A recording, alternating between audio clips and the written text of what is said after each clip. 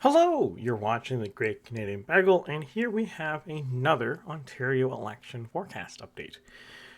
Now, before I begin, I just once again like to shout out channel members. I really appreciate all you guys do to support the channel, and if you are not a member and want to support the channel, by all means go to the join button below. But if you can't afford that, I understand. Just do your basic YouTube stuff, like, share, subscribe, and comment below. With no further ado, let us begin.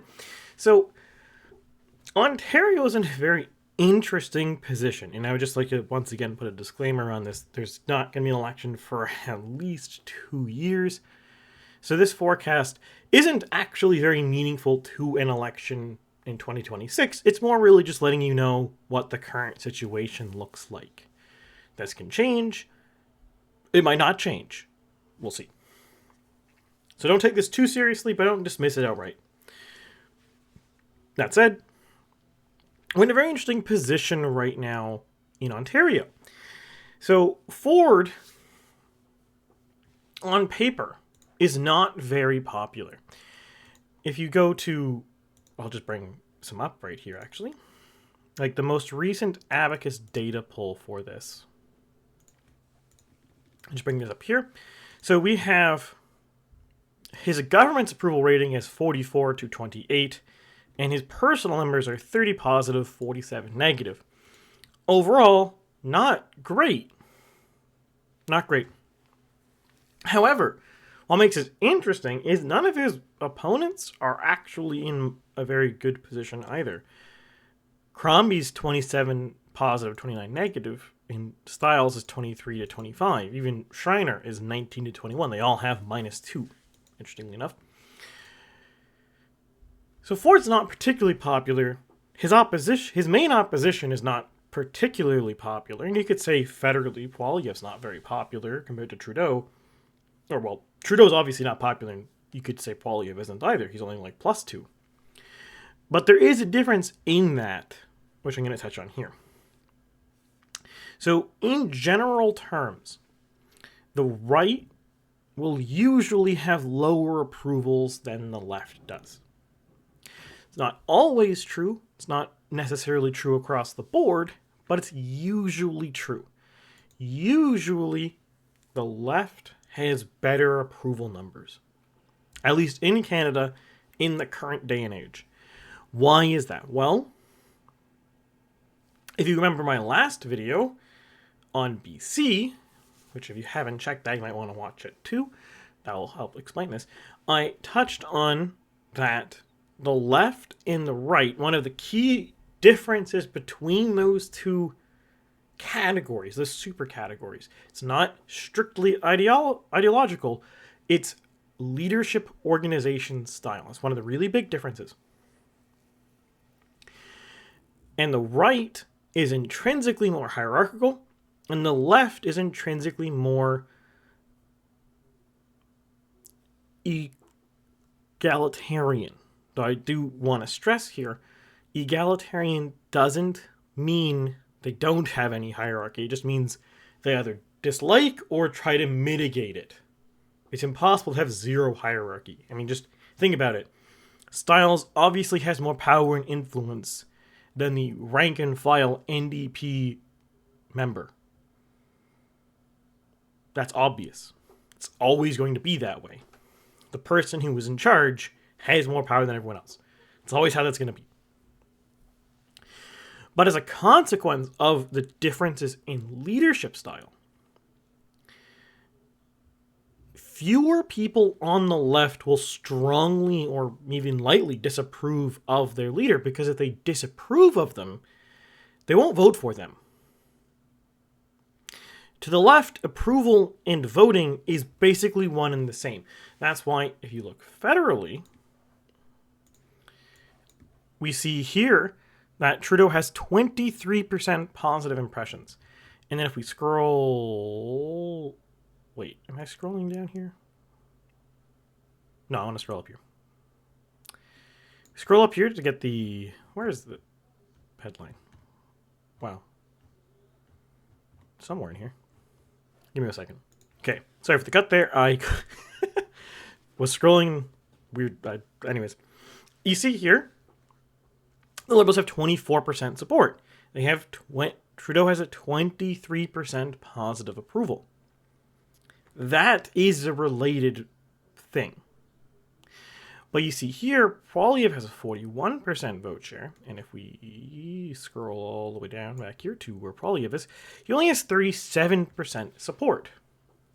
Now, that is normal.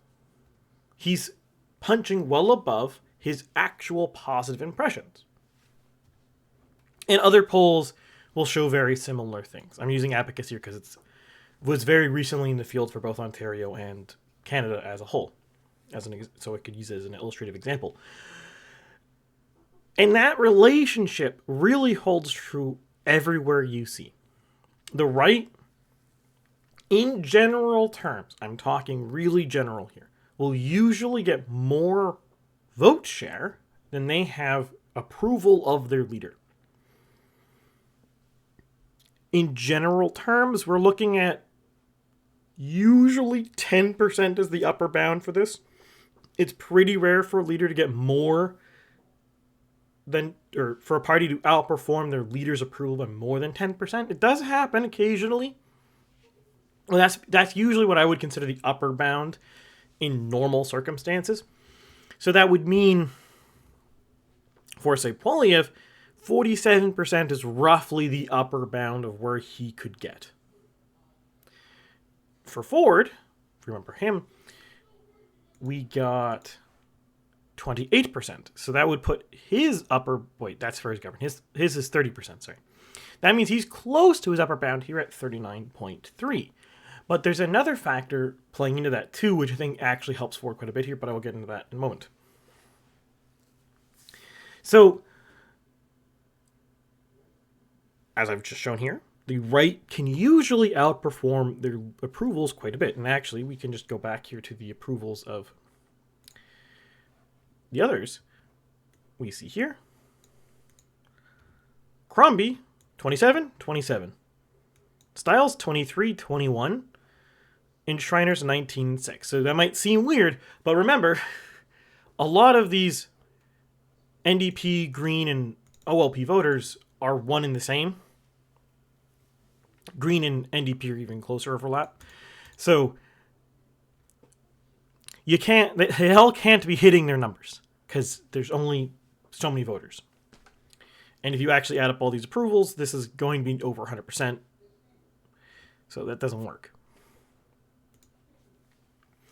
So there is some overlapping. So there's people who approve of Schreiner and Stiles. So then they're going to vote for one of the two of them. And same, they might vote for approval of Crombie and Schreiner, or Crombie and Stiles, or all three of them. Heck, they might even approve of Ford, Crombie, Stiles, and Schreiner, in which case that is just a very happy voter. They're very content with the current situation, and they don't care who's in charge. Very happy voter. Or equally very unhappy voter, but anyways. So again, the left usually performs in a vacuum. If there's only one left-wing party, they'll usually perform pretty close to their numbers, and if there's more, it'll get split up a bit, but if you looked into it more, it would make sense. The right usually overperforms. Well, why is this overperformance? Well, it goes back to the last video on BC. The right is a fractal, hierarchical faction. So a party like the PCs has one guy on top, who's Ford. He has his lieutenants, who control different sub-factions in the PCs of Ontario. And if you're really hip on the details of the inner workings of the caucus of the PC party, you'd probably know who these people are. I don't really follow that much idiosyncrasies in Ontario politics, even any provincial politics. Federally, sure. Provincially, no. There's just too many people. I can't do it. Too much information to try to absorb. But if you looked into it, there's going to be in his caucus, there's going to be people who run a bunch of different sub-factions of the PC party. Some that, well, we could call them SOCONs, we could call some red Tories, some blue Tories, etc. Right liberals, liberal conservatives, whatever you want to call them. There's going to be all these different factions inside of it. And those factions will have their faction leader, who will have their lieutenants, who will have their sub-factions, etc., etc. And this will just cascade downwards.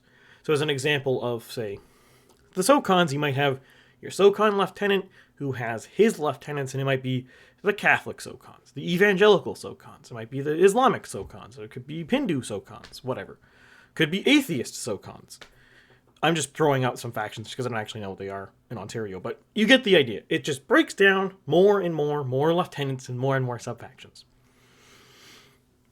This can be the point, though, where the voter, the lay voter, the average Joe, might like or nominally support, say, the SOCON faction. And the leadership of the SOCON faction tentatively supports Ford. That voter who supports the SOCON faction and is aware of the SOCON faction, is plugged into the SOCON faction's networks, knows this. So will vote for Ford. They don't like Ford. But they'll vote for him anyways. Because their faction supports Ford. So that's one of the ways you get this disagreement between conservatives' approval ratings and conservatives' vote share. People who are in these sub-factions, who might not like the leader themselves, will still vote for that guy because the faction supports them, the faction that they consider themselves a part of. And if you doubt this, just, for example, go look at, say, the Campaign for Life Coalition federally. They literally have a list of all the MPs and whether you should support them or not. And come election time, they'll probably tell you, or will put out a publication saying, don't support Trudeau, or don't support Singh, or whatever. And since they're telling you not to do this, they might even tell you to vote for conservatives, even though the conservatives aren't going to do probably anything for the Campaign for Life Coalition, because the alternative is worse. Some strategic voting in there, but you get the picture. That's how this works. But then we also get a third consideration here, which I think a particularly useful consideration for Ontario. Because who is Ford? Like, picture this. Really sit down and think, what voter does Ford try to appeal to? Who does he not try to appeal to? The answer to that really boils down to usually liberal, in the ideological sense, centrist types. You could say maybe right liberals. You could even be really bold and say liberal conservatives, though I would disagree with you. But I disagree with you academically, not like categorically. You're not strictly wrong, I just don't agree with your conclusion kind of thing. Those are the people Ford himself appeals to. He's a very folksy, centrist guy. He doesn't appeal very well to fiscal conservatives or SOCONs. You can't say remotely he's fiscally conservative, and you can't really say remotely that he is socially conservative. He does a few things that kind of appease the SOCONs and a few things that kind of appease the fiscal conservatives, but not a lot. In a lot of ways, he alienates both of them. So this is just a hypothesis, because I don't have the data for this, but someone could get the data for this.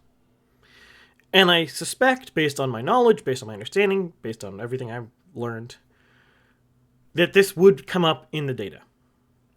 That a large amount of right-wingers in Ontario don't actually vote in the provincial elections.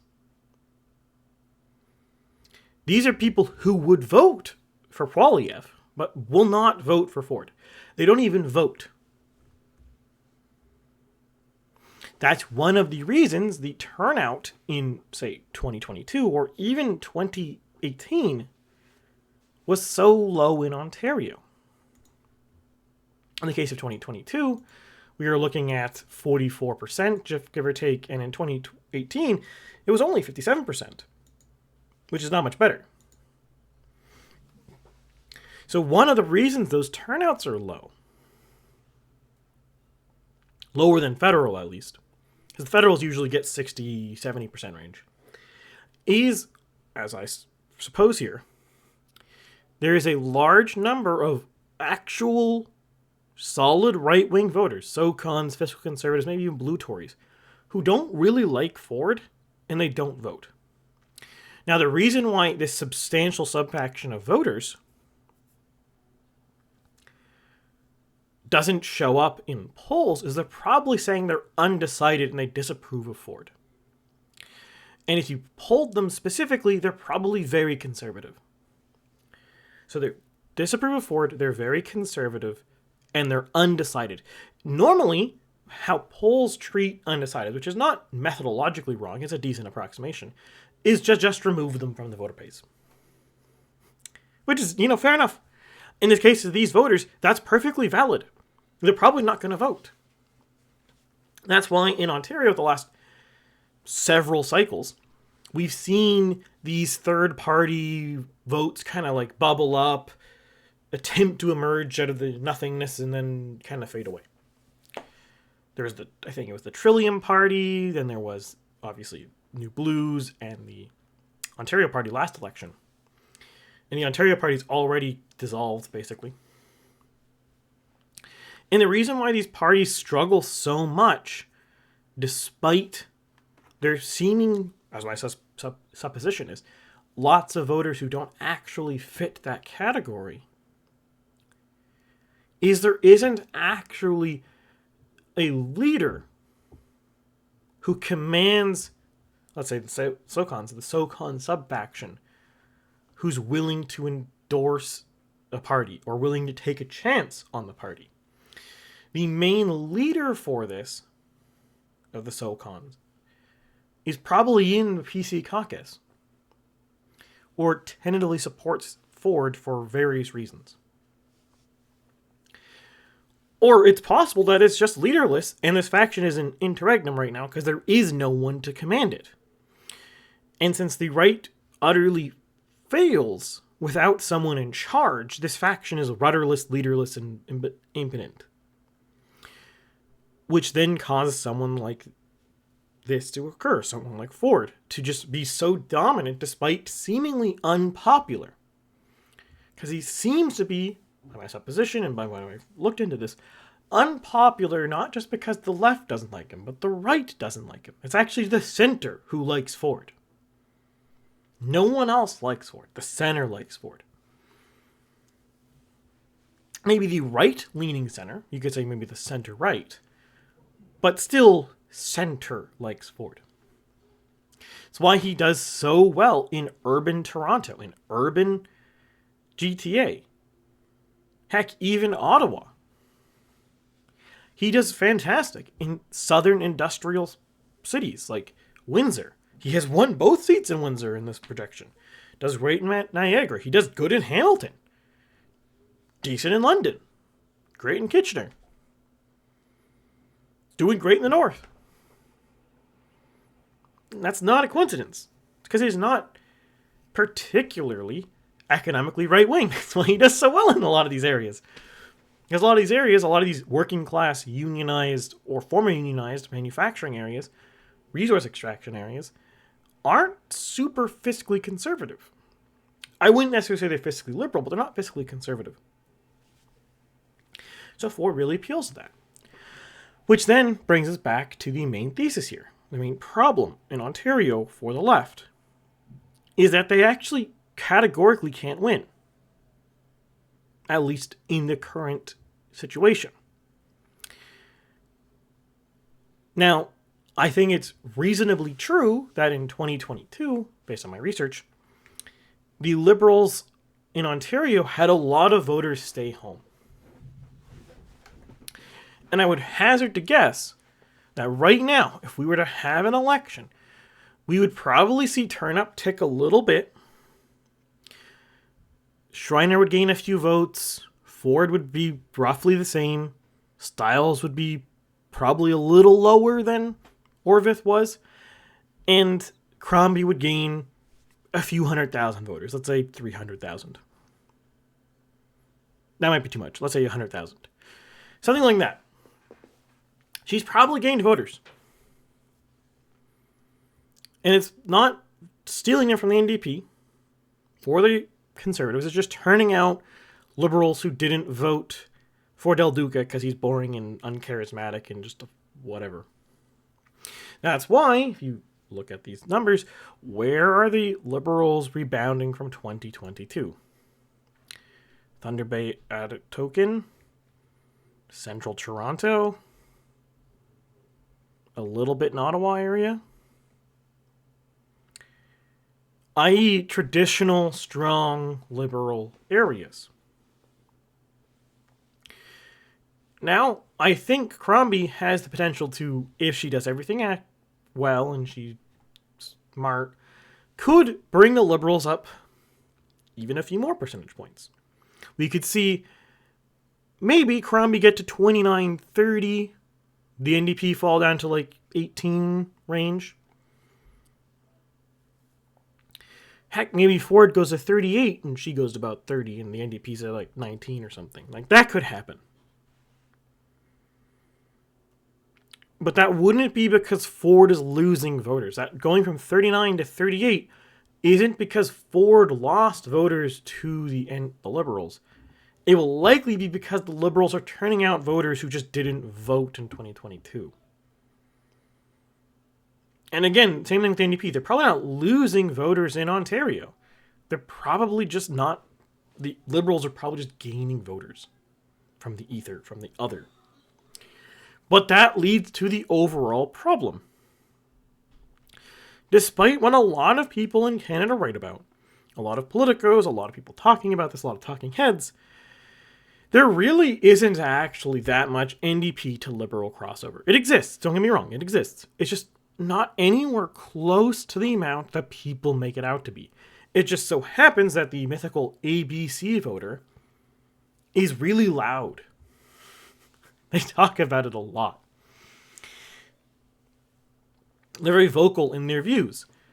And yeah, like, we're not talking like it's a nothing burger. We're talking like federally probably 2% or so of the NDP poll numbers will become Liberal votes, which my model factors in, by the way. Federally, and actually for provincial too. I just don't remember what the numbers are for the provincial off the top of my head.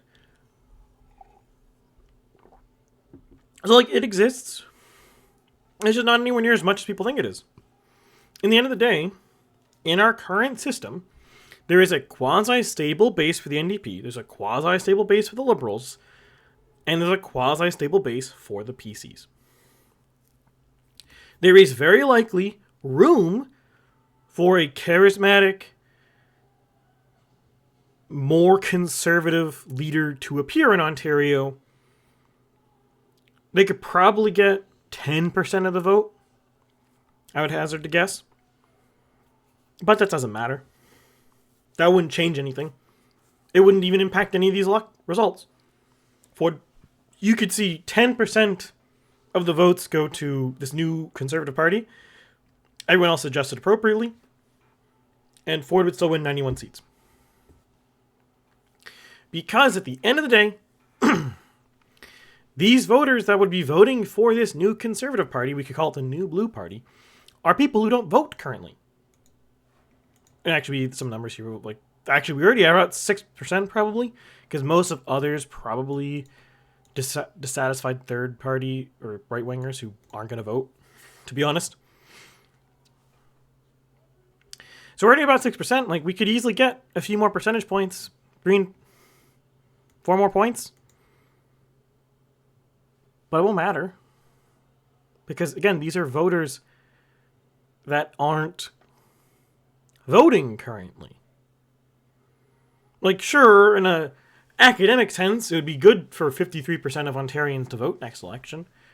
But that won't actually change anything because, oh, great, we got 5,000 people to turn out in Bruce Gray here. 10,000 more. That's really good. Woohoo. Ford wins with a second place New Blue Party now instead of second place Liberals. Congratulations. Ford still wins. And the same problem exists on the left. There's not enough people who are actually NDP Liberal switchers with the current leadership.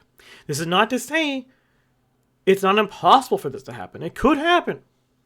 Just as there could be a PC leader who gets these right-wingers who are staying home to vote for them. This isn't impossible. Poilievre's doing it federally. Trudeau did it in 2015. It can happen. That doesn't mean it will. Doesn't mean it is. And the current crop of leaders doesn't do that. And why? Why can't the current crop of opposition leaders do this? Well, Schreiner suffers from being too small of a party. Yeah, the Greens can win 2 seats, but until the party needs a critical mass of win ability for a lot of generic, quote-unquote, normie voters to vote for them, to really consider them as serious credibility. That's the big advantage the Greens have in PEI. By placing second in 2 elections now in vote share, they actually gain a lot of credibility in PEI. So in future PEI elections, they're probably going to be able to establish a good, broad constituency. Will they be able to win in PEI? No clue. No clue. But they are likely going to be able to establish themselves firmly as a reasonable opposition party. Schreiner's not there yet in Ontario. Maybe one day. I mean, we look at these numbers. They have good numbers in the north, good numbers in the south, good numbers in central and east. Like, it's possible. Don't get me wrong. I just don't think the Greens are there yet. Crombie, well, you can just see this easily by looking at progressive circles. Her statement during the leadership race that we should govern right of center, regardless of what she's done or said since then, really torpedoed a lot of her chances to actually win NDP switchers. It probably helped her win the Liberal leadership race, but it probably hurt her ability to get Liberal or NDP switchers, which it might not be a problem if she can do what appears to be her current plan, which was to try to steal voters from Ford. But again, Ford actually seems pretty popular to his base. The 39% who vote for him probably like Ford, and those who vote for him and don't like Ford are probably right-wing. So Crombie has no chance to get them. So, in a way, Crombie's strategy is probably a great strategy to rebuild the Liberal Party. To get them in second place. I don't recall who said this on Twitter, but someone I saw somewhere said this, that in a lot of ways, Crombie is the leader the Liberals need to be the second place party. But she's not the leader they need to be first place because she doesn't have better appeal than Ford does to current Ford voters. And she doesn't have better appeal to Styles than Styles does to current NDP voters. She has a great appeal to Liberals who did not vote. And it might be enough for her to win places in Mississauga, more places in seats in Toronto, some in Northern Ontario. She will absolutely gain seats. And she'll gain vote share. But she won't win. Not currently. And in Styles, what is there to say about Styles? It seems to me painfully obvious. The problem with Styles is the NDP did not even try to run a fictional candidate against her, let alone a serious one. So they had a leadership race that had no one except Styles declare. Not even an astroturfed, fake run attempt that everyone knew had no hope in heck of winning. I mean, ask yourself, why would the party want to throw an astroturfed character leader option that has no hope in heaven to win? Simple. Leadership races are really good for the party. They get fundraising, they get the base engaged, they give you a great chance across the province to campaign to give red meat to your base, to test ideas, to get media attention, to practice campaigning. But the NDP didn't do that.